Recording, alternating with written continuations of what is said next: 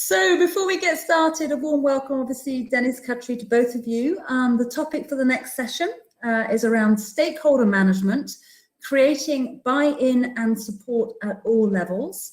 Dennis, if I can start with you just to say a few words. Group Sustainability Change Lead, where you're responsible for driving the change management related activities connected to Danske Bank's sustainability strategy and initiative. That's quite a tongue twister, actually, when you have to say that quite quickly.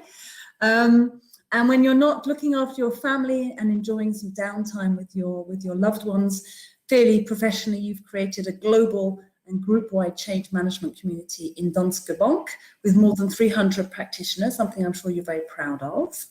So that's Dennis in a nutshell. And Katri, international executive working at Schneider Electric, significant experience in leading global and multinational transformations, for example, in the forestry, consumer goods, retail industry, and in terms of digitalization in energy management. You're actually originally Finnish, but based in Paris. So you and I are probably neighbors. You probably live down the road from me because I'm also based in Paris. Hey. Yeah. Where's that in Paris? I'm based in Vaucresson on the west, and you're probably working in Rueil-Malmaison or something like that. Yeah. There you go. So a very warm welcome to you both. I'm going to leave it. I don't know who would like to start with a couple of thoughts to get us going on this topic of stakeholder management. Well, I can go, Katri. Sure. Yeah, I understood great. It's more like a question and answers type of a panel, so that's what we go with the flow. Good. All right, but let me kick off then, and thanks for having me. I think that when we talk about change management, I think there's one stakeholder that is often a bit forgotten or neglected, but I mean the most common narrative is that we as change managers are taking care of the people side of change, right? So we help build processes, procedures, products, solutions which enable adoption and uses by end users.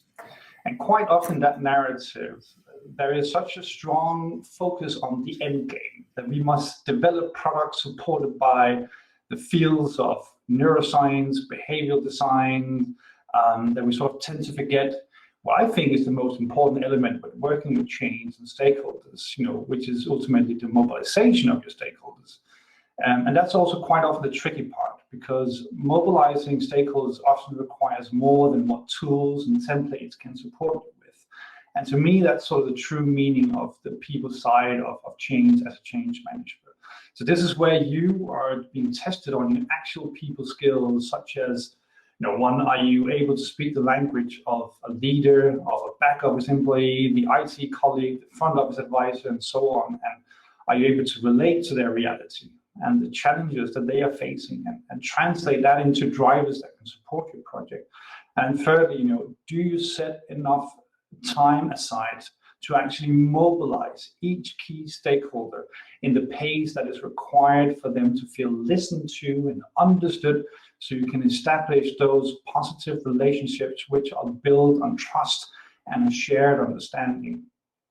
And I think that the importance of obtaining stakeholder buy-in really starts with your immediate manager, your sponsor, that he or she needs to understand that creating stakeholder buy-in is a maturity exercise, which takes time and for me is an execution proof point in itself. And I think this is something that is quite oftenly missed, at least from my experience, that that understanding of how much time it actually takes to mobilize and engage and involve stakeholders in your projects is something that is very complex and something that tools and templates quite often cannot support, because we are dealing with individual human beings that have individual needs and priorities. But before I just go on, I'll just also let Katri in the dialogue. Maybe react to that as well. And also, Katri, as you react, maybe you would like to consider, where would you recommend, or based on your experience, where do we spend most time when we have to mobilize, involve, and engage stakeholders? When you look at the kind of cycle, if you like, or the time element. So first of all, maybe comment and build on what Dennis said. I think it's super important to understand the psychological side of chains.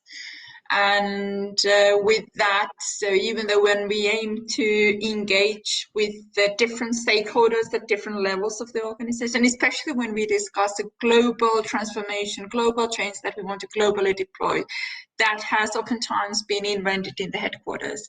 And then we have multiple countries, multiple functions, global, regional, local, right? So each of these stakeholders in the chain, not respective of the title, irrespective of the length in the organization, they are each an individual with their psychological and status needs and fears as well. And I want to emphasize the name fear, or the word fear here, because oftentimes when we see resistance to change, there can be an individual fear behind, right? And there, when it comes to engaging with stakeholders, to your question, Chris, it has to be throughout the whole cycle. I would say invest a lot in the beginning. Even when you have a draft plan, make sure you identify who are the key stakeholders you need to have on board, right? What are their personal motives, their personal drivers, their business motives and drivers and goals? What are their pain points and what are their fears? And through building that personal connection, aim to win both their brain and their heart and their hands. Because then when you go to the deployment mode, when you go to really driving that transformation, you will need the hands of that stakeholders organization, right? So I think it's important to understand and consider the whole cycle, but to make sure you invest enough time in the beginning. And I think we tend to forget that way too often, especially in global rollouts. We may fall into the step that we sort of design the approach at the backstage, and then we just aim to go and run, and it's never working out, right? So we need to invest enough time at the front end. You know, I've got a question for, maybe, I don't know who would like to take this, but I'm building on what you said, Katri. When do we know we haven't spent enough time, or we haven't spent the right time with stakeholders? When do we know? When or how? Is that a question to a question, Katri? Yes. So when or how? How do we know? Yeah, when do we know? I think it's the resistance that you see above all. Mm. So and then it's like when and how to interpret that is kind of what it is that you hear, and then you need to analyze why it is what you hear. So you have the typical rejections of, well, we've tried it before, it would not work here, we are so different. And I think it's like a selling process. If you don't really understand your internal customers' needs and pain points, so you've not really painted out the story why the change would profit them and what it is in there for the local unit, for example, and then globally speaking. Katri, Dennis, from your side, what other insights do you have on this fascinating topic, this idea of buy-in but also support? Yeah, I think, and you know, I agree with Katri that you know it's a tool to manage resistance, but it's also, you know, so much more that it's a key component for ultimately creating a better end product solution in the end, right? So, you know, whether it's an internal, external project, you know, you have stakeholders that you are dependent on ultimately to deploy and to integrate your solutions. You know, one of the main reasons the project fails in my world is because deliveries or the deliverables were not what the customers wanted or what the stakeholders they needed. So, you know, to ensure that the success of your project, it helps that you know all the key stakeholders in your project, how they prefer to communicate, what their needs are, and what the sort of acceptable end results are, because at least with the projects that I'm working with that has sort of a broad range of stakeholders, it's impossible to meet everyone's needs and wishes in the end. So you need to find that sort of common ground in which everyone is being catered to some extent, or at least if you're not able to sort of resolve those issues that are being highlighted and pinpointed by the stakeholders, that you at least make them aware of decisions behind it. So there is sort of a grounded database decision on why we didn't go right and we actually turned left in the end. But I think that, you know, stakeholder management is, yes, it's a tool to manage systems, but it's also, you know, a tool to actually create something that is much, much better than you know, us sitting as a change manager in our ivory towers and delivering and developing what we think is best based on surveys and based on a few interviews and so forth. You know, involving stakeholders throughout the process just makes it a lot easier. But as also to Katri's point, but that's the difficult part. That's the time-consuming part. That's where you need to invest time in the beginning to build those relationships, to build that trust, and to actually make people feel that, you know, you're here to support them and they are being actively involved and engaged in whatever way they feel that, you know, it will be valuable for them. I have to ask a very simple question, but it's maybe not so simple, and this can go to either of you. Both of you have used the words mobilization, involvement, engagement interchangeably, and we all know the delights of the English language is that there are subtle differences between those words, which sometimes when you translate them to other languages don't actually translate. So when you use those words, stakeholders, what is it you actually mean? What do we mean by mobilization? What do we mean by involving? And what do we mean by engagement?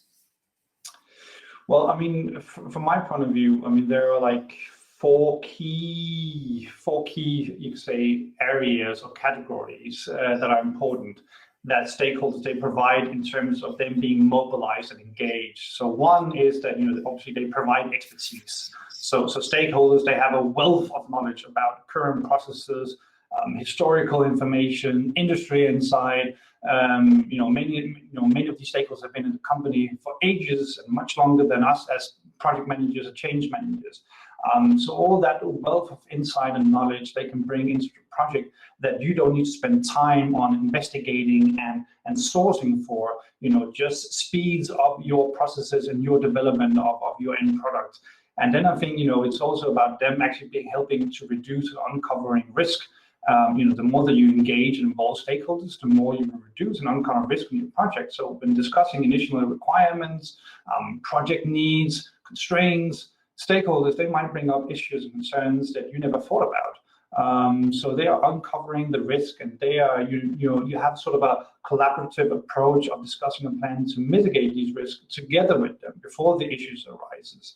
And then I think, you know, it's about gathering, reviewing project requirements together with stakeholders, and that will get their buy-in, you know, which in turn will help increase project success. And even though you can meet all stakeholders' needs due to other conflicting needs or priorities, you know, you can help manage those expectations throughout the project lifecycle, instead of only, you know, revealing it at the end and sort of not meeting those expectations. So keeping people in the loop about the development, about the things that you maybe promised initially, but for some reason you're not able to accommodate for whatever reason, also supports that buy-in from stakeholders, from my point of view.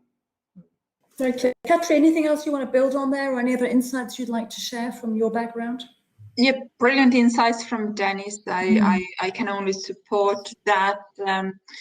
Maybe tapping on to the fact of the insights and knowledge from the stakeholders. So for me, it's critical to identify stakeholders, change agents from different levels of the organization, because through that you get different lenses to the current reality. And what has worked in the past, what has not worked in the past. And oftentimes what I've realized in practice as I plan for change, as I've been driving, setting up kind of the transformation program, then when you start to engage at the very early stage with different stakeholders, each of them actually brings an additional view or dimension, something you have not considered in your instant team, right? So it's super fruitful, and it can become a very engaging relationship. So you start off with the discovery process, right? Then you engage more. And to your question, so what's the difference between these different words? So when it comes to the mobilization, it's really down when the rubber hits the road. When you really start deploying, for example, if we talk sort of a process and system change, that's when you need all the hands and the brains on the country level or on the unit level, right? So that's when we talk about the mobilization. And naturally, the unit to country leadership teams advocating the change, all the way to the level of the managers having what's going to change in the or in the way of working or in the role for the individual. I think that's a part we tend to often. Oftentimes they forget to have that individual discussion with every single individual. Thanks, Katri. Maybe a few at a time, just for a couple of final questions. Dennis, from your perspective, what has been maybe one of your biggest surprises in terms of stakeholder relationships? Obviously, without mentioning any names, but what has been one of your bigger kind of, I guess, surprises, positive surprises, or kind of success stories? Maybe a little example from you in that area.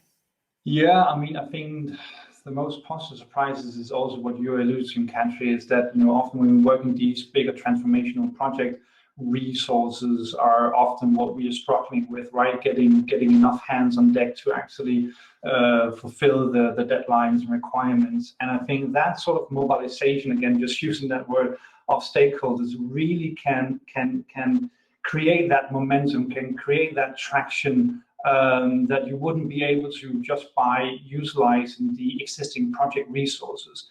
And I think in a recent project where I sort of helped building a group-wide sustainability e-learning to sort of increase the awareness and fundamental knowledge for our 20,000 employees, is that the involvement of my key stakeholders actually resulted in them proactively saying, Dennis, we want to be measured on the success of the deployment of this e-learning. I mean, they felt such a strong ownership and such a strong commitment to this product by having been part of the project throughout, from the very beginning to the very end. They have been part of the review processes, they've been part of problem solving, they have been part of decision making.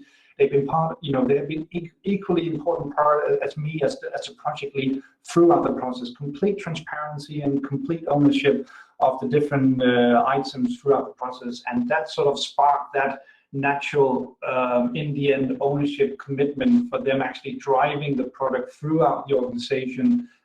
With me basically just making a few PowerPoint decks and Q&As templates for them to use, and then they were just driving it. And I think ultimately that's what we want to achieve with our stakeholder buy-in, that we get to that sort of maturity level where they feel like they are owning the product. They are, it's their product, it's their baby. They wanted to see born, they wanted to see grow up in the organization in the right way under the right circumstances. So for me, that's what I'm aiming for, and that's a huge achievement from a change point of view. Yeah. Great stuff. Katri, maybe the last words from you in terms of what Dennis just, I guess, answered around some of the surprises and success stories. Also curious in terms of when you do your mapping, whether you use any sort of assessment to sort of measure maturity that we've talked about several times in relation to stakeholders, if you have any insights on that at all. So if I start with the assessment frameworks, so I'm personally leveraging a very simple kind of three-step assessment approach in terms of the stakeholder alignment, buying, and a couple of other factors. Very simple. But what it does is that it really helps us to position then our stakeholder management, communication, and engagement strategy along. So we really do work on identifying what are the key stakeholders and then how to take that on board. Just then to the first question, any kind of surprises or sort of success stories that you're particularly proud about in your role at Schneider today, where you've kind of turned around a situation or onboarded somebody that you thought was not going to be possible? So probably not that drastic, but I must say that, of course, during the last 12, 15 months, right, with the current situation where we live at. So we had actually planned to launch a very impactful program to change our approach to customers towards much more consultative, right? And we had laid down the plans in a typical setting very well, right? But then the COVID hit the world and everything was sort of taken down to zero in terms of face-to-face event engagement, budgets, and all. We quickly turned around the approach, engaging from the beginning with the key stakeholders from the regions and also from the businesses, turned it all up to a virtual approach. And actually, we did have one region really showcasing, highlighting the way, and the others have been following. And I would say that's been a breakthrough, really, in terms of how we can, despite the current situation, actually drive an impact to continue driving impact in front of the customer, which we engage with customers. So that has been a very pleasant success case during the past 12 months. Where there's challenging times, often some positive things that fall out of that as well, which is a good example, isn't it? I'm conscious of time, so I'm going to close the session. But Dennis and Katri, thank you so much for coming and sharing your insights. And if you are going to hang around, then by all means join the networking session, or there may be some questions you want to answer that people send you in private message. Great. Thanks, Chris. Thanks, Katri. Take care, both of you. Thanks, Thank Dennis. you. Thank you, Chris. Thank you so much.